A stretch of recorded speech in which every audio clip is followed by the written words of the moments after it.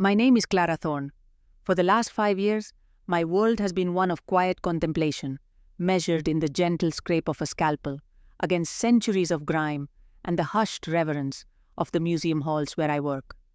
As an art conservator, I've dedicated my life to seeing beneath the surface, to understanding the hidden layers of a thing. I find the truth that time neglect or even deliberate deception has tried to obscure. It's a patient, methodical process, a conversation with the past, and I've always found a deep and abiding peace in it. My own life, much like my work, has been carefully curated, a sun-drenched apartment in a quiet corner of Philadelphia, filled with more books than furniture, long walks along the Schuylkill River with my closest friend Nina, and the deep satisfaction of bringing a darkened, fractured painting back to its original luminous self. I thought I was good at reading people, at seeing the artist's original intent, beneath the varnish of social niceties. Before Lorenzo Conti, I prided myself on that skill. But with him, I was blind, willfully, beautifully, embarrassingly blind. The morning we met was a tapestry of early autumn senses. I was at the Rittenhouse Square Farmers Market, my canvas tote bag already heavy with heirloom tomatoes and a fragrant bouquet of herbs. The air was crisp, smelling of damp earth and cider donuts, and the low sun cast long golden shadows across the cobblestone paths.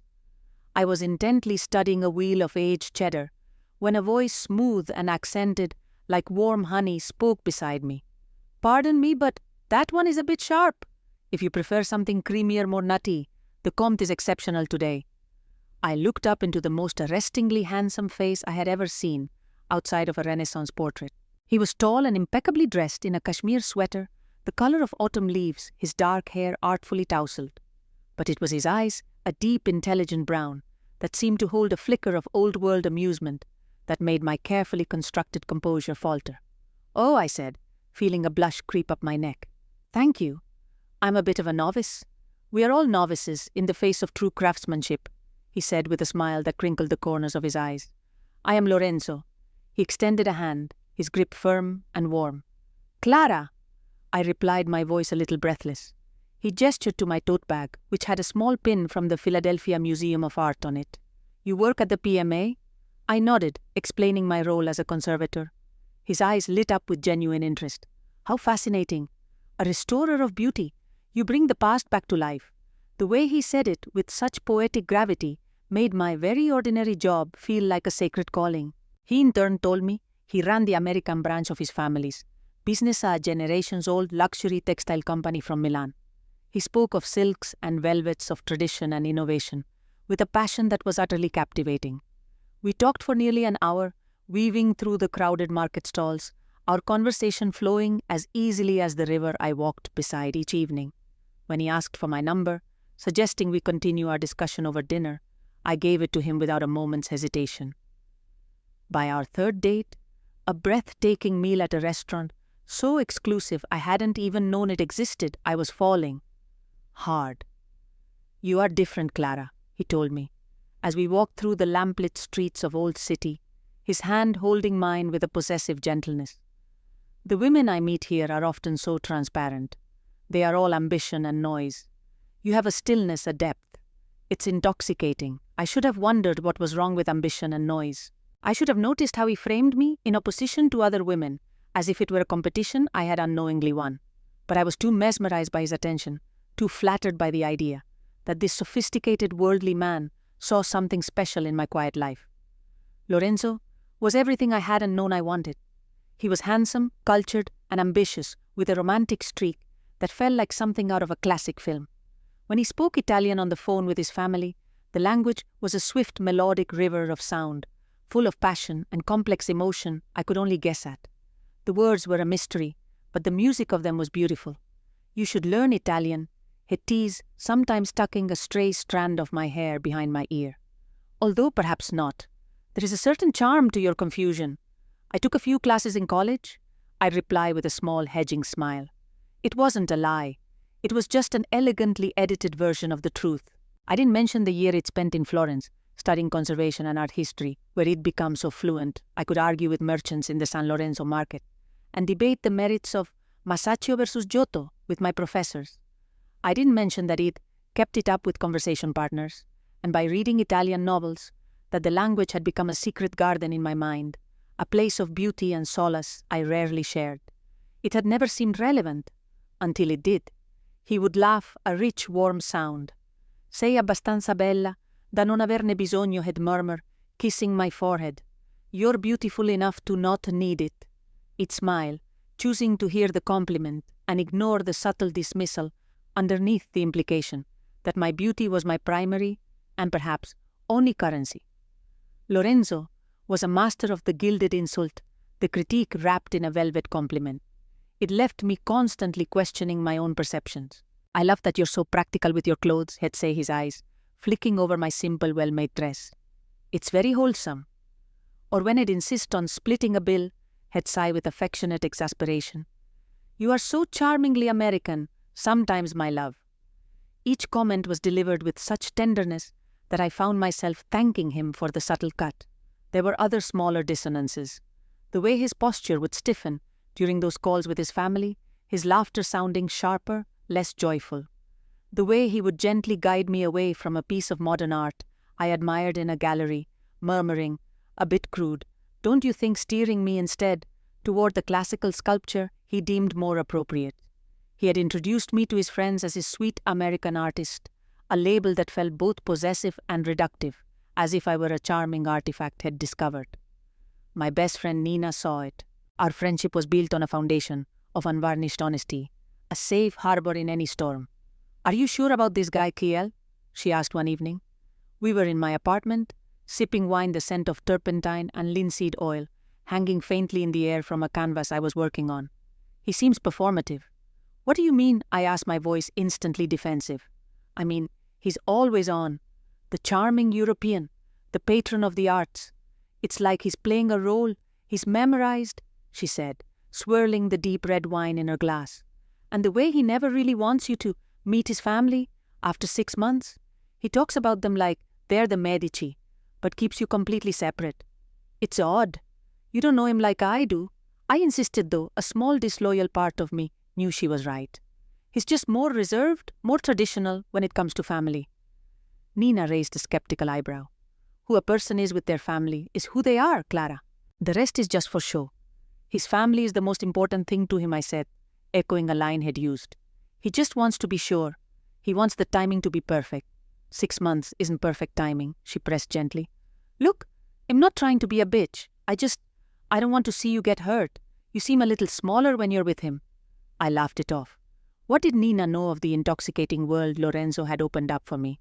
She hadn't seen the way he looked at me across a candlelit table, as if I were the only person in the world. She hadn't felt the thrill of his intelligence, the depth of his apparent appreciation for me. 6 months in, I was sure I was the one who truly knew him. Then came the invitation. It is time for you to meet my family, he announced one Sunday morning as we lay tangled in my linen sheets, the morning light filtering through the large warehouse-style windows of my apartment. We are having a dinner at my parents' home next Saturday. My mother is dying to finally meet the woman who has stolen my focus.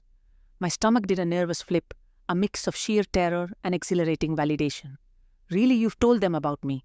Of course, he said, kissing my shoulder. But as he pulled back, I saw a flicker of something in his eyes. Not excitement, but something closer to calculation. It vanished as quickly as it appeared. They cannot wait to meet the American artist I'm so taken with. I sat up suddenly, wide awake. Wow, Lorenzo, that's wonderful. I'd love to meet them. They will love you, he said, his tone a little too smooth. Just be yourself. He paused. Well, perhaps a slightly more demure version of yourself. My mother can be very traditional. I laughed, assuming he was joking. He was not. In the week leading up to the dinner, Lorenzo's gentle suggestions became more like directives. The event began to feel less like a warm family welcome, and more like a high-stakes audition I was destined to fail. Just smile, be polite, and let me do most of the talking, he advised. My father can be intimidating, and my sister, Julia, she is very protective of the family name. Just follow my lead, amore mio, and everything will be perfect.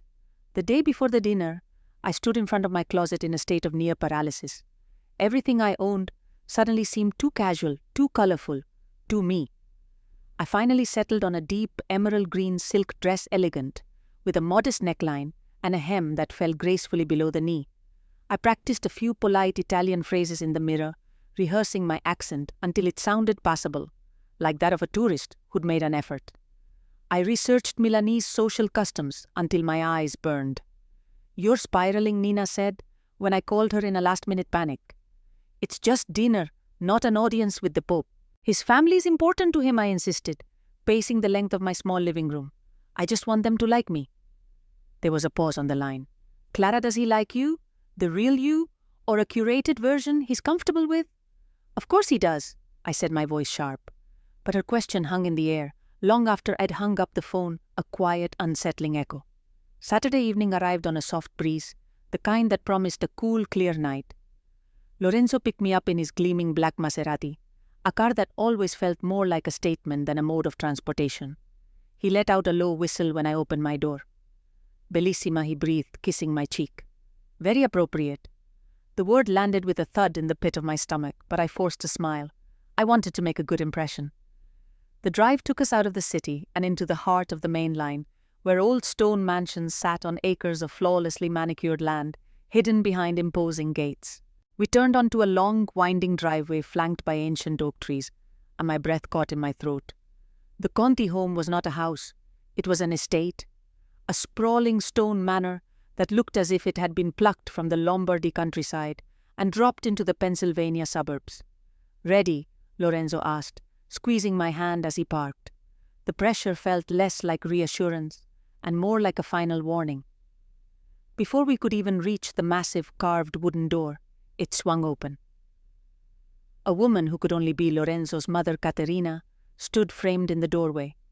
She was impossibly elegant in a tailored black dress, a single strand of perfect pearls at her throat. Her dark hair was swept into a flawless chignon, and her smile was wide and bright, but it never reached her cool, appraising eyes. "Clara, benvenuta," she said, her voice a musical alto. She pulled me into a brief, stiff hug that smelled of Chanel No. 5 and power. "We have heard so much about you." Behind her stood Lorenzo's father, Antonio, a tall, severe-looking man with his son's dark eyes, but none of his easy charm. And beside him, a young woman who had to be Giulia. She was stunning with sharp, aristocratic features, and a gaze so dismissive it made me feel instantly and utterly inadequate. "It's so lovely to meet all of you," I said, hoping my voice didn't tremble. "Thank you for having me in your home." "It is our pleasure," Antonio said, his English perfect and clipped. Lorenzo has been very descriptive. The inside of the house was breathtaking and oppressive in equal measure. Dark polished wood, heavy damask curtains, ancestral portraits with solemn eyes that seemed to follow my every move. The air was still and smelled of beeswax and old money. I felt like a brightly colored bird that had accidentally flown into a very somber, very expensive cage. As Lorenzo led me on a brief tour, I began to notice the subtle currents of communication flowing around me. A flick of the wrist from Caterina to the silent uniformed housekeeper. A raised eyebrow from Giulia to her brother. The way Antonio's jaw tightened ever so slightly when I expressed my admiration for a contemporary painting that hung jarringly amongst the old masters. Laughter that erupted just a moment too late after it made a comment. It was a language of its own, nuanced and exclusionary, and I was clearly not meant to be fluent. "Your home is just magnificent," I said to Caterina as we moved toward the dining room. "Grazie," she replied, then gave Lorenzo a look I couldn't decipher. In Italian she added, "Almeno ha buon gusto nelle case." At least she has good taste in houses. I felt the first real chill of the evening, a cold dread that settled deep in my bones. Something was terribly wrong. I just hadn't found the right word for it yet. The dining room was a masterpiece of formal intimidation. A long mahogany table gleamed under the light of the crystal chandelier, set with heavy silverware and china, so fine it looked translucent. A young woman in a crisp black and white uniform was silently pouring water into crystal goblets. "You will sit here." "Clara next to me," Caterina directed, gesturing to a seat that placed me directly across from Giulia's cool, unwavering stare. I smiled my gratitude and smoothed my silk dress, feeling the fabric suddenly flimsy and cheap. From the moment we were seated, the conversation flowed almost exclusively in Italian. I kept my expression placid, my smile gentle, a mask of pleasant incomprehension. I focused on the small details, the weight of the napkin in my lap, the intricate pattern on the china, anything to ground me. Lorenzo the cheese, she brought Giulia, said her voice dripping with amusement. Americano. Pensi che sia Velveeta? It's American. Do you think it's Velveeta? I kept my eyes on my water glass pretending I hadn't understood. My cheeks burned with a heat that had nothing to do with the temperature of the room. Lorenzo laughed. Not the warm, rich laugh I knew, but a sharper, more brittle sound. Sì, gentile Giulia. Sta facendo uno sforzo. Be nice, Giulia. She's making an effort. Uno sforzo patetico, his mother murmured, taking a delicate sip of wine. A pathetic effort? Effort. I gripped my napkin under the table, twisting the linen between my fingers until my knuckles were white. The housekeeper served the first course, a delicate seafood risotto. I took a small bite and made a sound of genuine appreciation. This is delicious, I said to Caterina, my voice bright. Molto delizioso. I deliberately used the wrong anglicized version of the word. A ripple of amusement went around the table. Carina ma senza cervello? Giulia muttered to her brother, not even bothering to lower her voice. Cute, but without a brain. I felt a sharp physical pang in my chest, as if a tiny invisible dart had found its mark. I kept my spoon moving, kept the serene smile fixed on my face. In that moment, a quiet shift occurred within me. The hurt was still there, a hot knot in my stomach, but something else was crystallizing alongside it. A cold, clear resolve. I wasn't just a guest anymore. I was an anthropologist, a conservator of a different sort, carefully scraping away the veneer to reveal the truth underneath. I began to collect their insults, their condescending remarks, cataloguing each one like a piece of evidence. My silence was no longer a sign of ignorance. It was a tool. It was a canvas, and they were painting their true colors all over it. The meal progressed. A perfectly roasted veal chop followed the risotto. I complimented that too, playing my part as the charmingly simple American girlfriend. I had learned Italian in the sun-drenched classrooms and bustling piazzas of Florence, a language of art, poetry, and passion. I had never imagined it being used as a weapon against me. Molto bionda non trovi, Antonio remarked to his son, though his eyes were fixed on me. She's very blonde, isn't she? Dad likes to tease, Lorenzo said to me in English, patting my hand reassuringly. Then back in Italian to his father, he added, Ma non cosvuota come sembra. But she's not as vacant as she looks. More laughter, polite contained, but laughter all the same. I took a slow sip of my wine, wondering if they could see the tremor in my hand. The worst of it, the moment that felt like a physical blow, came when Caterina asked Lorenzo if I was the one. He chuckled a low, dismissive sound. Mamma, per favore. Un bel passatempo finché non torno a Milano e trovo una ragazza italiana come si deve. Mother, please. She's a nice pastime until I get back to Milan and find a proper Italian girl. A nice pastime? The words echoed in the silent space of my mind, drowning out everything else. A pastime. A diversion. A temporary amusement. My smile never wavered. I even managed a small polite laugh when Giulia told a joke I didn't quite catch, simply because everyone else was laughing. I had become a master of the art. I practiced every day. I was presenting a flawless surface, while underneath the original truth was slowly, painfully being revealed. And I knew, with a certainty that was both terrifying and liberating, that by the end of the night, I would hold the brush. The conversation swirled around me, a torrent of Italian I now understood with perfect painful clarity. I ate my veal, which tasted like ash in my mouth, and nodded along, a placid smile, my shield and my disguise. So Clara Antonio said, switching to English with the practiced ease of a man who moves between worlds without effort. Lorenzo tells us you restore old paintings. Yes, I replied, grateful for the linguistic ceasefire. I'm a conservator at the PMA. An interesting hobby, he commented, his tone suggesting it was little more than a quaint pastime for a woman of leisure. It's my career, I corrected him gently. It's quite technical. A blend of art history, chemistry, and meticulous skill. A chemistry, he said with a dismissive wave of his hand. I myself am a man of finance. We build the future, we don't dwell on the past. He smiled as if he'd said something terribly clever. Lasciala stare, Pap Lorenzo interjected in Italian. Non capisce queste cose. Leave her be papa. She doesn't understand these things. I met Lorenzo's eyes across the table. For a fleeting second, I saw a flicker of something, guilt, unease, but it was gone as quickly as it came, replaced by the charming, confident mask he wore so well. Dessert arrived, a panna cotta so perfect it seemed to tremble on the plate, accompanied by tiny cups of potent espresso. As the housekeeper served me, Caterina gave her a series of rapid, clipped instructions in Italian, her tone imperious and sharp. The young woman kept her eyes downcast, her movements efficient and silent. I felt a sudden pang of kinship with her. We were both here to serve a purpose in this house, and both expected to be largely invisible. "Do you travel much?" Clara Caterina asked me in English, her voice smooth as silk. I thought of my year in Florence, of backpacking through Cinque Terre, of weekends spent exploring Rome. "I haven't had much time lately," I said, deliberately downplaying my experience. "But I'd love to see Europe someday," l'americana Giulia murmured to her mother with a theatrical sigh. "Il loro mondo cos piccolo." Americans. Their world is so small. I kept my gaze on my panna cotta, letting the insult settle. The tally in my mind grew. Each barb, each dismissive glance was another layer of varnish I was mentally stripping away, getting closer and closer to the raw, unvarnished truth of the man sitting beside me, the man I thought I loved. A memory surfaced unbidden. It was from about 3 months into our relationship. Nina and I were at the Gilded Page, our favorite bookstore cafe. "He talks down to you."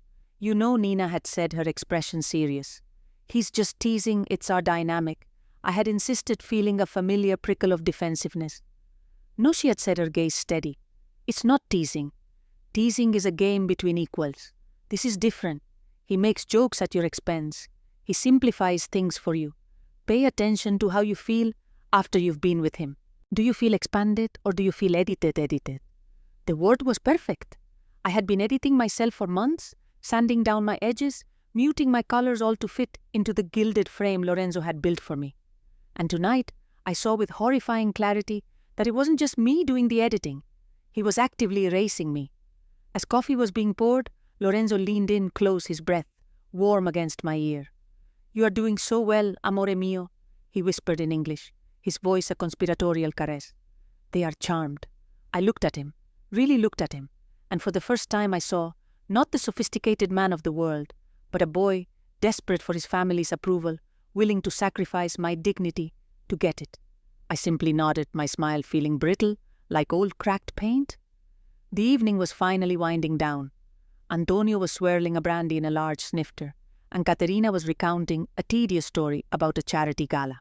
It was Giulia who delivered the final clarifying blow. She leaned forward, her sharp eyes pinning me in place. "So, Clara," she said, her English precise, "what is it you see in my brother? Is it his charm or his bank account?" The question was so overtly rude that the table fell silent. Lorenzo stiffened beside me. "Giulia, basta," he hissed. "Giulia, that's enough." "Perch una domanda onesta," she retorted, not backing down. "Voglio sapere se solo un'altra arrampicatrice sociale. Why, it's an honest question. I want to know if she's just another gold digger." I placed my spoon down on the saucer with a soft click. I took a slow, deliberate sip of water, allowing the silence to stretch, to become uncomfortable. I could feel all their eyes on me. They were expecting me to be flustered, to stammer a denial. I turned my head and looked directly at Giulia. I let my polite, vacant smile fall away and replaced it with a look of cool level assessment. Then, in the clear, unaccented Italian I had perfected in the streets of Florence, I replied, "Veramente non nessuna delle due cose," I said, my voice calm and steady. "Actually, it's neither." Stavo cominciando a chiedermi la stessa cosa di lui. I was starting to wonder the same thing about him. The change in the room was instantaneous and absolute. It was as if it'd thrown a switch, plunging the warm candlelit scene into a stark, cold reality. Caterina's perfectly painted mouth fell slightly open. Antonio's brandy snifter froze halfway to his lips. Giulia's face, which had been a mask of smug superiority, was now a canvas of pure, unadulterated shock. But my eyes were on Lorenzo. The color drained from his face, leaving his handsome features looking pale and suddenly boyish. He stared at me as if I had sprouted a second head. "Tu parli italiano?" He stammered, his voice barely a whisper. "You speak Italian? I held his gaze, my own unflinching. Es, fluentemente. Da quando avevo 19 anni, I said, letting each word land with precision. Yes, fluently. Since I was 19. I turned my attention back to his family. Una lingua bellissima. Si impara costando ad ascoltare. It's a beautiful language. One learns so much by listening. The silence that followed was thick with unspoken recriminations. The air crackled with the things they had said, the things they had assumed, all of it now hanging exposed between us. I believe it's time for us to leave, Lorenzo, said, his voice strained as he pushed his chair back abruptly. He practically pulled me from my seat, his hand tight around my arm. The goodbyes were a blur of stiff nods and averted eyes. No one met my gaze. As Lorenzo hustled me toward the door, I paused and looked back at his mother. Grazie mille per la serata, signora Conti, I said, my tone impeccably polite. Thank you so much for the evening, Mrs. Conti. Stata incredibilmente istruttiva. It was incredibly educational. The ride back to the city was a tomb of silence. Lorenzo gripped the steering wheel so tightly, his knuckles were white. The sleek Maserati, once a symbol of his glamour and success, now felt like a getaway car. He kept glancing at me, his face a storm of confusion, anger, and what looked like fear. You're quiet, he finally said as we crossed the bridge into the city, the skyline glittering like a fistful of scattered diamonds. I'm processing, I replied, my voice devoid of emotion. Why didn't you tell me? He asked, his voice raw. All this time, why would you hide that? Why would I need to? I countered. Was my fluency in Italian a prerequisite for you to treat me with basic human respect? He flinched as if I'd struck him. It wasn't like that. It was just family talk. Banter. You don't understand our dynamic? Oh, I think I understand it perfectly, I said, turning to look at him. The streetlights illuminated the hard set of his jaw. Your family dynamic is built on cruelty disguised as tradition. And you're a willing participant. When he pulled up in front of my apartment building, he cut the engine. The sudden silence was heavy. Clara, please, let's talk about this. I think everything that needed to be said was already said tonight. By you and your family. I replied, my hand on the door handle. Can I come up? He pleaded. 5 minutes, please. Don't let it end like this. Against my better judgment, I nodded. Perhaps a part of me needed the finality of a confrontation on my own territory, in my own space, where the air wasn't thick with the scent of their judgment. My apartment, with its warm lighting, overflowing bookshelves, and the faint familiar smell of old paper and paint, had never felt more like a sanctuary. Lorenzo looked utterly out of place in it, a sharply tailored ghost from another world. He paced in front of my windows, running a hand through his perfect hair. Look, I know how that must have looked, how it looked, I interrupted, my voice dangerously quiet. Lorenzo, I didn't just see it. I understood it. Every word. I began to tick them off on my fingers. Carina ma senza cervello. Un bel passatempo. Un'altra arrampicatrice sociale. Do you want me to continue? I have an excellent memory. He stopped pacing and stared at me, his face pale with shame. They were wrong to say those things. I was wrong to laugh. I was caught up in the moment. I was trying to what I pressed. Impress them by diminishing me. You brought me into your home like a show pony, Lorenzo. A pretty simple American thing. You could show off and then privately mock to affirm your own superiority. That's not true. I care about you, Clara. Do you? I asked, my voice breaking slightly, not with sadness, but with the sheer force of my anger. Which part of me do you care about? The part that you thought was too simple to understand? You, the part you described to your father as not as vacant as she looks? You don't care about me. You care about an idea of me. An idea that was convenient for you. He sank onto my sofa, the fight draining out of him. He looked smaller now, stripped of his charm and confidence. I made a terrible mistake. I'm so sorry, Clara. Mi dispiace. Your apology is about 6 months too late, I said, walking to my front door and opening it. And it's not for me to accept. It's for you to live with. He looked up, his eyes wide with disbelief. You're breaking up with me. Just like that. Just like that, I repeated. No. This has been a slow, methodical process, Lorenzo. Like my work. Tonight I just finally removed the last layer of grime and saw the truth of what was underneath. And frankly, it's not worth conserving. He stood slowly, his face a mask of desperation. Please don't do this. We can fix this. I can talk to them. It'll make them apologize. There is nothing to fix, I said, my voice firm. This wasn't a misunderstanding. It was a moment of absolute clarity. Goodbye, Lorenzo. I held his gaze and delivered my final words in the language he had used to wound me. Ti auguro di trovare esattamente quello che meriti. I wish you find exactly what you deserve. He stared at me for a long silent moment, as if truly seeing me for the first time, not as a pretty object or a charming simpleton, but as a person with her own history, her own strength, her own voice. Then, without another word, he turned and walked out of my apartment and out of my life. I closed the door, the soft click of the latch echoing in the sudden stillness. I leaned my forehead against the cool wood, my body trembling with the adrenaline of the confrontation. The rage was gone, replaced by a vast aching emptiness. But beneath that, something else was stirring, a tiny fragile seed of something that felt astonishingly like freedom. The days that followed were a blur of digital exorcism. Lorenzo's calls went unanswered. His texts, which devolved from pleading apologies to angry accusations, were read and then deleted. I finally blocked his number, a simple act that felt monumental. I threw myself into my work at the museum, finding a profound solace in the quiet, methodical process of restoration. I was working on a 17th century portrait of a woman whose face had been almost completely obscured by centuries of darkened varnish. As I painstakingly cleaned a tiny section of her cheek, revealing the delicate rosy flesh tones beneath, I felt a deep sense of kinship with her. We were both being brought back to our original light. Nina was my rock. She didn't say "I told you so." She simply showed up at my door with a bottle of good wine and a container of my favorite soup.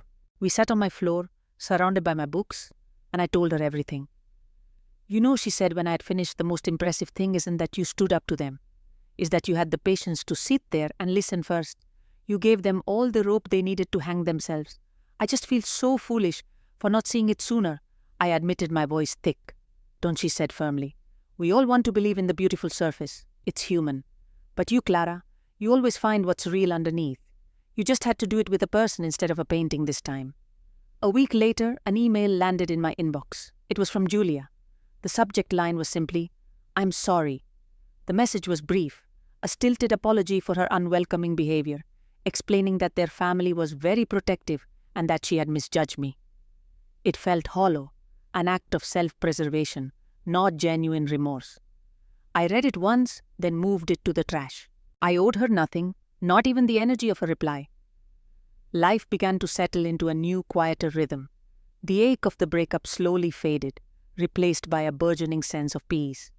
I finished restoring the 17th century portrait, and when we rehung it in the gallery, bathed in soft light, I saw the woman's expression clearly for the first time. It was one of quiet resilience, of knowing her own worth.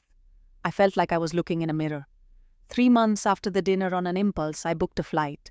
Not to a sunny beach or a bustling new city, but to Florence. It felt like a pilgrimage, a return to the source. The place where I had first found my voice, both literally and figuratively. The moment I stepped off the plane, the familiar lyrical sounds of the Italian language wrapped around me like a warm embrace. It was no longer a language of secrets and insults. It was mine again. The language of art, of history, of life. I spent my days revisiting my old haunts, the Uffizi Gallery, the Boboli Gardens, the small conservation studio where I had first learned my craft. I spent my evenings in tiny trattorias, places with checkered tablecloths and no English menus, savoring plates of pasta and glasses of Chianti, chatting easily with the owners. One evening, I was sitting at a small outdoor table, sketching the facade of the Santo Spirito Church in my notebook. An elderly man at the next table, the proprietor of the café, smiled at me. "Lei disegna molto bene, signorina," he said. "You draw very well, miss." "Grazie," I replied, smiling back. "Questa città una musa, difficile da ignorare." This city is a muse that's hard to ignore. We fell into a comfortable conversation about art, about Florence, about the changing face of the city. We spoke for nearly an hour, two strangers connected by a shared language and a shared love for the beauty around us. There was no pretense, no performance, just a simple, authentic human connection. As the sun began to set, casting a glorious apricot-colored glow over the piazza, I felt a sense of profound peace settle over me. The wounds from Lorenzo were still there. I knew, like the fine craquelure on an old painting a part of my history now. But they no longer defined the whole picture. They were just one layer, one part of the story.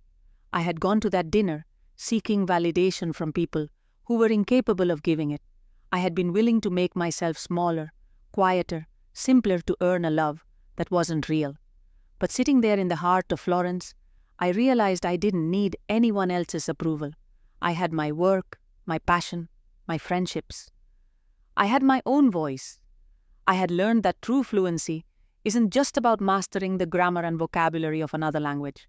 It's about understanding the nuances of silence, the weight of unspoken words, and the importance of listening, most of all to yourself. I would never again pretend not to understand.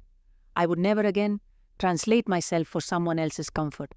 My own language, the one spoken by my heart and my soul, was more than enough. And for the first time in a very long time, I felt completely, utterly whole.